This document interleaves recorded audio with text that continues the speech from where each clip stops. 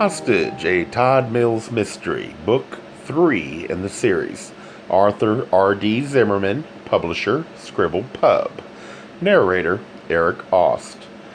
Many thanks to many people: Ellen Hart, Don Hugh, Jonathan Lazar, Mary Logue, Lisa Motes, Lars Peterson, Gail Plowacki, and Katie Solomonson. Special thanks to Leslie Schnurr and Tom Spain for their trust and insights. For David Grundy, 1955 to 1996. Hostage. You really don't think about dying when you're dancing, at least not if the music's fast and pulsing and the volume so loud that you can feel the beat pummel your innards. There's nothing better than flashing lights, grinding hips, and bodies, all packed together as the tunes pound on and on. It just makes you feel so full of energy, so incredibly alive. Maybe that's why Kurt and I both loved going down to the bars. Maybe, somewhere inside, we understood we were doomed. Maybe we were merely trying to forestall the inevitable. So that's how I'm going to remember Kurt, out there on the dance floor in his white t-shirt and blue jeans, a big smile on that handsome face, a thread of sweat rolling off his brow as the village people throbbed away. Nobody could dance better than him. We'd both come out in the last year, even the moms knew. And you could see his joy and relief as he bounced around, feet moving, fingers snapping, the music pouring into his body and out his soul. Yes, that's how I'll remember Kurt. So very happy, so very gay, even though I'll always feel guilty for what I did to him. Chapter 1. He'd spent a long time thinking how he was going to kill Kurt. After all, they were best friends. Turning a corner, the man parked on the edge of Powderhorn Park, a large rolling space with a frozen pond in the middle, and then proceeded the rest of the way up the snowy sidewalk. No one was out, not in this neighborhood, not at this time of night, but he still pulled up the collar of his dark wool coat. He still kept his cap snug on his head. You never knew. Some insomniac could be up watching TV, some truck driver could be coming home late, and the last thing he wanted was any sort of complication. He just had to do it, and be done with it. As he approached the small brick building 2 blocks later, he took note that all 4 apartments were dark. Very good.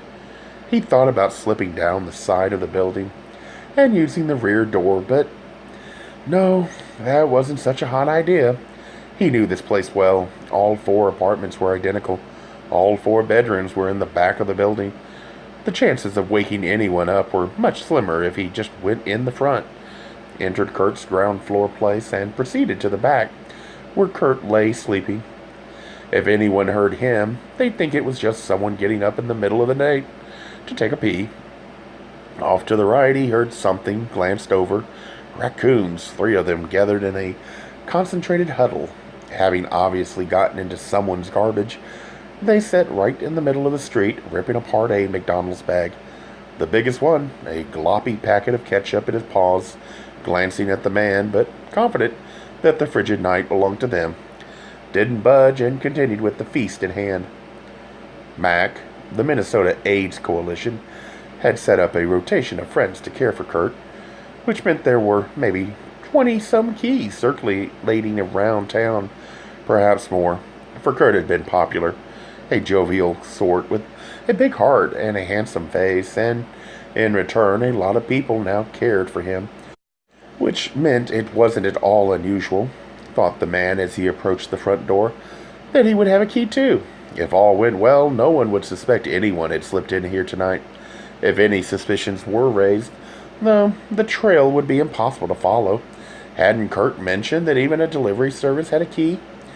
He knew the place so well that when he unlocked the front door of the building and stepped inside, he didn't even have to turn on the light, a little lobby that they kept locked after 9 at night. 4 mailboxes on the right, 4 steps up to the first landing. Kurt's apartment was up there, the first door on the right, and the man paused only briefly. He listened, tried to suck in any and all of the sounds. But there was nothing, and so using both hands, he slid the key into Kurt's door, twisted the lock open, and entered. It was hot. The first thing he did was take off his cap and stuff it in his pocket. Then he unbuttoned his coat. He didn't remove his gloves, however, even though this place was as overly warm as a nursing home. It smelled like one, too. Stuffy, stale, moist, medicinal.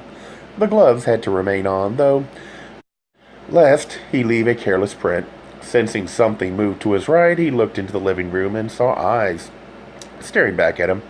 Kurt's cat, girlfriend, sat perched on a window ledge, a tall, lean creature with short, jet black hair.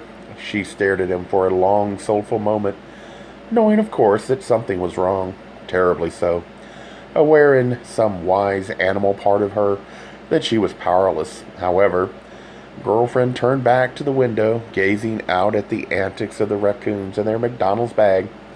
He proceeded to the rear of the apartment, passing through the dining room and directly into the kitchen, where he paused in front of the old wooden cabinets, tall ones made of shellacked fir. Down the short hall lay the bathroom, where a faint night light was burning, and beyond that was a dark doorway. The bedroom standing quite still, he heard distinct noises, the hissing of a vaporizer, and finally Kurt's slow, painful wheezing. Knowing he had no other choice, the intruder didn't hesitate. He continued on, walking right into the bedroom, a small room with a dresser on the left, some big posters on one wall, a chair, a bedside table littered with vials, pills, a glass of water, and the bed in which Kurt now slept. It was dark, of course, except for the light from the alley, which made everything glow as if a full moon were out. The man grabbed the back of the chair with one hand, dragged it across the floor, and sat down right next to the bed. Surprised that Kurt didn't even stir. Then again, who knew what drugs he was on today? Poor Kurt. He was buried under a down comforter and 3 or 4 blankets, a near skeleton of a figure who didn't look as if he'd ever be able to stand again. Kurt's best friend just sat in the chair, silently weeping, searching for an answer, wondering, how could this once robust and vital guy now be so scrawny, so puny? How could this butch man have lost so very much weight and still be alive? He'd fought so ungodly hard, hung on as long as he could to this apartment.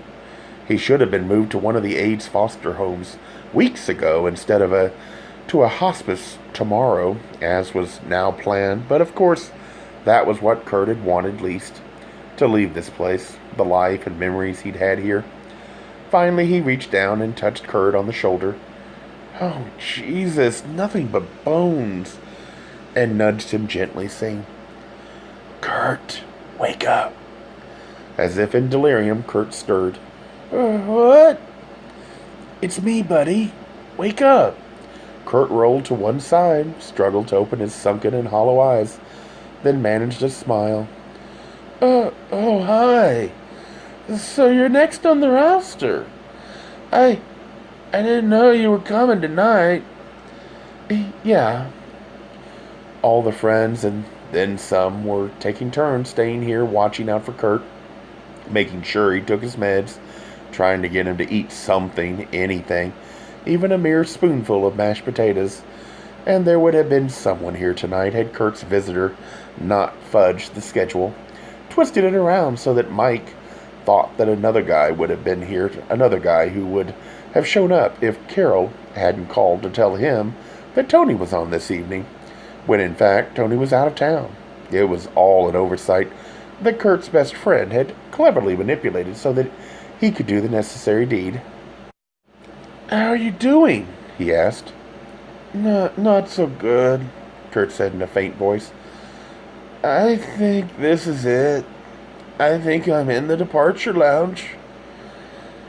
"Yeah, well, none of us is getting out of here alive."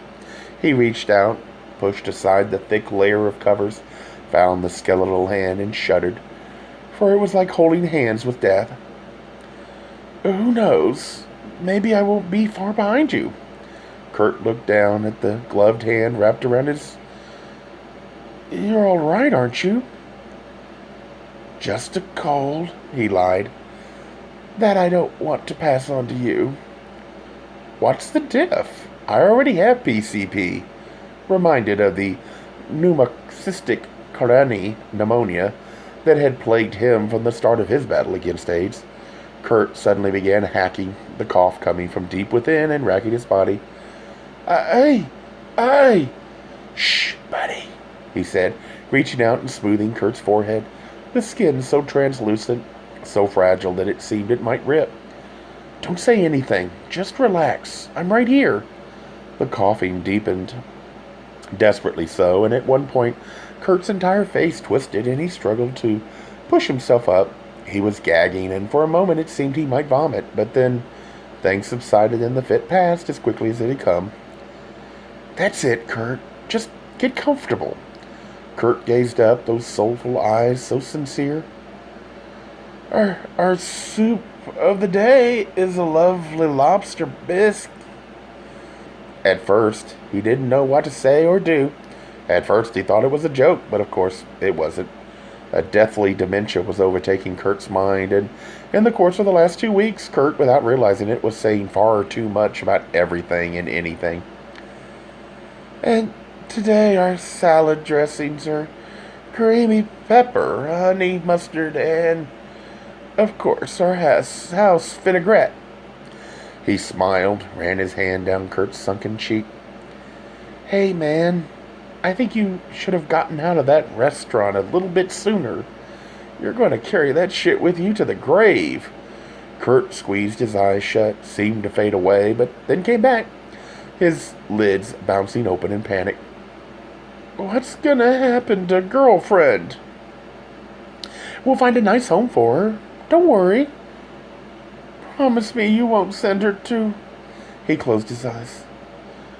Promise me not the pound. I don't want my kitty to be gassed. Tears started swelling his eyes. I won't let that happen, sweetheart. I promise. Thanks, God. I've always been able to count on you, haven't I? He started to cough again, then stopped, only to drift away again. I'm sorry, man. I'm really sorry. Don't worry, he replied.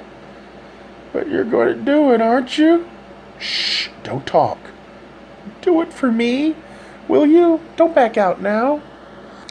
Just rest. His face tensing with fear, Kurt looked up. I haven't told anyone. I promise. Hey, it's okay. No one will ever find them down there, he muttered as his eyes fell shut, and right there was the problem. Who knew what Kurt had been blathering into whom?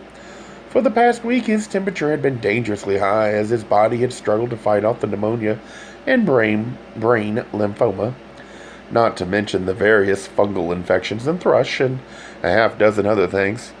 For days now, he'd been babbling everything from daily specials to talk of the weather to messages for Mr. Wonderful, his ex-lover, the shit who'd abandoned him when Kurt had first tested positive. Kurt's best friend had listened to a variety of nonsensical things, and now he only prayed that Kurt hadn't let their plans slip. It's not a gated disease, begged Kurt, struggling to open his eyes. Make sure everyone understands. That's right. It's just a disease. He reached into his pocket and pulled out the small vial. Look, buddy, I brought you something. A magic potion? Kurt smiled, caught his breath, and stifled a cough. Right, the one you've been waiting for. Don't worry, it's going to make everything all better. What other choice was there? He'd been over and over this, trying to figure out any other way, but there wasn't, thought the man, reaching to the bedside table for the glass of water. He had to do it tonight, too, not only before Kurt was moved to the hospice, but before he let the proverbial cat out of the bag. Besides, it wasn't going to hurt. Kurt would be gone in an instant, and he was going to last only another few weeks anyway. Better he should be spared all the misery. And so, he poured the cyanide into the glass of water, swirled it around, and then leaned over to Kurt, whose head he lifted up. Drink up, sweet prince, he said. his eyes beaming with tears as he held the glass to Kurt's lip. "Don't worry. Just get that fat-ass congressman for me. Whatever you say. Oh, and tell Mr. Wonderful I hate him." Kurt smiled, took a swig, and then a moment later, in one quick jerk, was released. Gay Mysteries audiobooks. I think it is easy to hate a label, but a face humanizes the word. So this effort is twofold: to offer comfort to those like myself that your world didn't end because you don't fit into the view of acceptable society on both sides, and in hopes of helping those with family that are LGBTQ, that it doesn't mean we are aliens from the child they once knew. Reassure them so they can maybe be supportive at the same time, being true to their values.